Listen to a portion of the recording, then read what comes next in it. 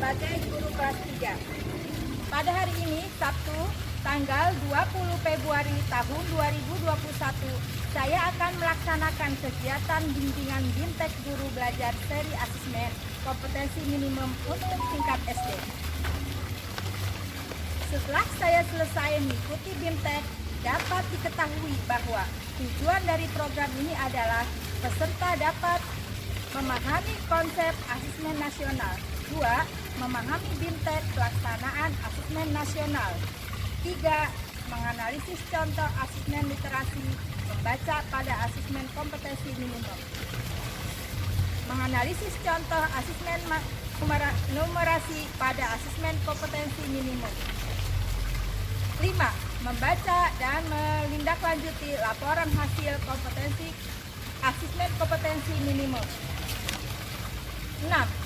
Melakukan pengimbasan dengan mengajak rekan guru yang lain untuk mengikuti program guru belajar seri asesmen kompetensi minimum. Selanjutnya saya akan melakukan kegiatan pengimbasan kepada teman sejawat sebagai tindak lanjut dari kegiatan BIMTEK.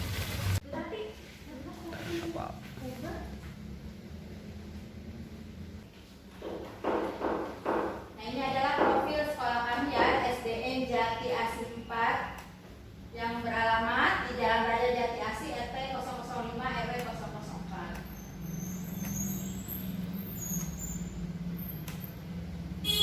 Guru belajar dari asesmen kompetensi minimum untuk tingkat SD.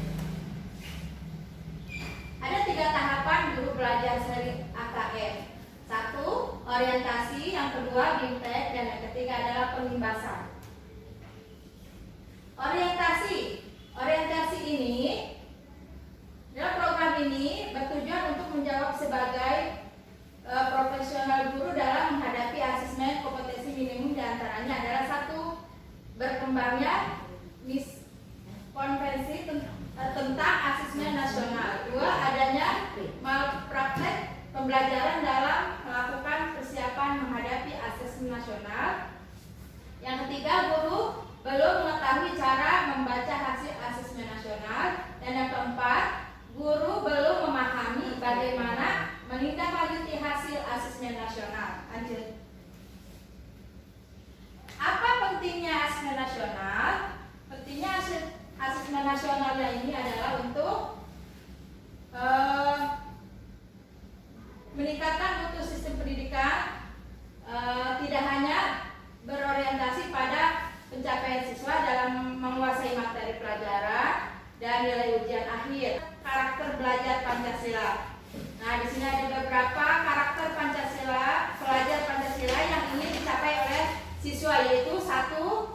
Beriman dan bertakwa kepada Tuhan Yang Maha Esa serta berakhlak mulia. Yang kedua, berkebinekaan global. Yang ketiga, mandiri. Yang keempat, bernalar kritis. Yang kelima, kreatif. Dan yang keenam adalah gotong royong.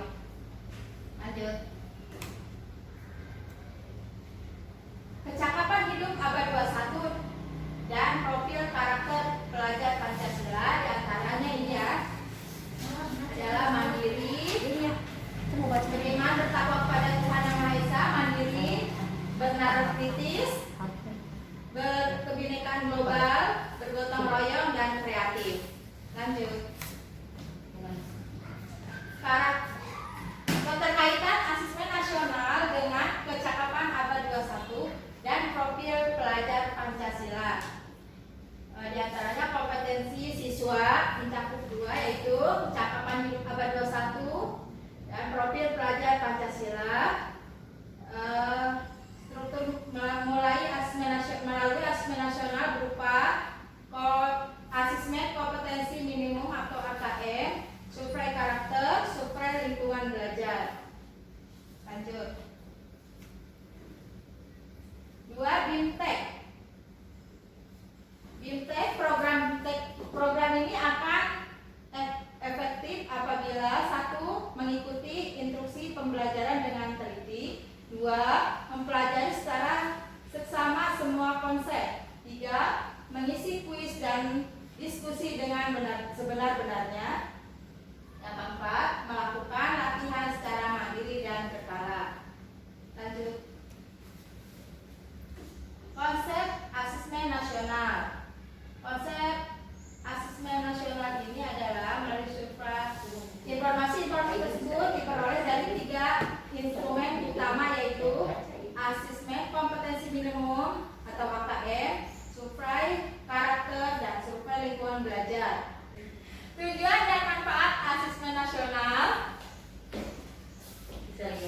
Bisa dilihat di dalam materi yang sudah ada ya Ibu.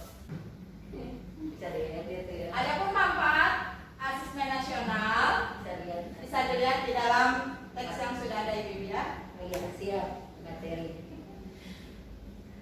Membandingkan asesmen nasional dengan ujian nasional. Nah, di situ berikut penjelasan setiap poin beda antara asesmen nasional dan ujian nasional. Tujuan penyelenggaraan asesmen nasional dan ujian nasional tidak sama. Asesmen nasional diberlakukan untuk semua jenis pendidikan dasar. Asesmen nasional tidak diselenggarakan pada akhir jenjang pendidikan sebagaimana ujian nasional. Lanjut. Asesmen nasional bukan pengganti ujian nasional. Asesmen nasional lebih memberikan gambaran yang lebih utuh dan luas mengenai mutu pendidikan, bukan hanya secara kognitif, namun juga karakter dan iklim belajar. Lanjut. Evaluasi ujian nasional bisa dilihat di dalam materi yang sudah ada ya. Petunjuk dan teknis pelaksanaan asesmen nasional bisa dilihat di dalam materi.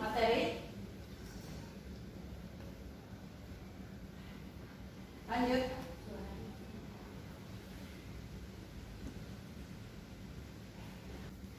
Kriteria peserta asesmen nasional. Mengapa asesmen nasional hanya diikuti oleh sebagian siswa? Hal ini terkait dengan tujuan dan fungsi asesmen nasional. Mengapa yang menjadi sampel adalah kelas 5, 8, dan 11? Hasil asesmen nasional diharapkan menjadi dasar dilakukannya perbaikan pembelajaran, memilih jenjang kelas 5, kelas 8, dan kelas 11 dimaksudkan agar siswa yang menjadi peserta asesmen nasional dapat merasakan perbaikan pembelajaran ketika mereka masih berada di sekolah tersebut.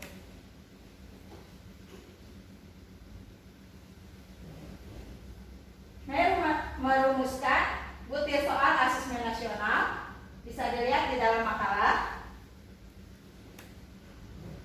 Konsep literasi membaca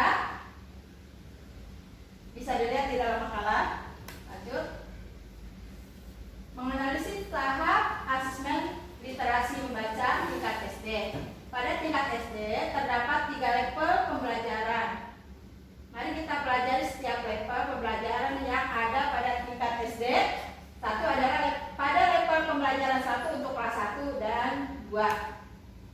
Pada level pembelajaran 2 dan untuk kelas 3 dan kelas 4. Pada level pembelajaran 3 untuk kelas 5 dan kelas 6.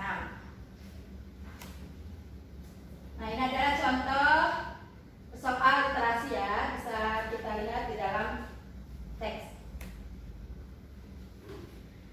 Adapun konsep numerasi, mengenal AKM numerasi. 1. Pada numerasi konten dibedakan menjadi 4 kelompok. 1. Bilangan. 2. Pengukuran dan geometri. 3. Data dan ketidakpastian. 4. Aljabar. Lanjut. Ya. 5. Tindak lanjut pelaporan hasil asesmen, mengidentifikasi 4 kategori tingkat penguasaan kompetensi. Bisa kita lihat dalam teks.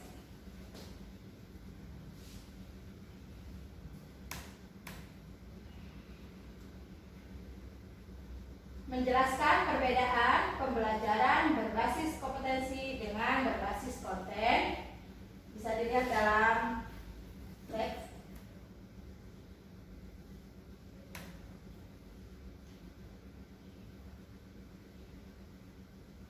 Analisis kategori penguasaan kompetensi untuk tindak lanjut pembelajaran. Bisa kita lihat dalam makalah. Lanjut. Segitiga belajar data kurikulum asesmen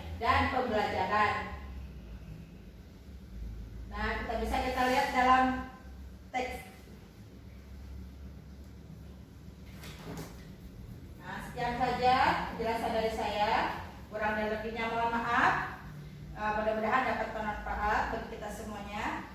Billahi taufiq wal hidayah. Assalamualaikum warahmatullahi wabarakatuh.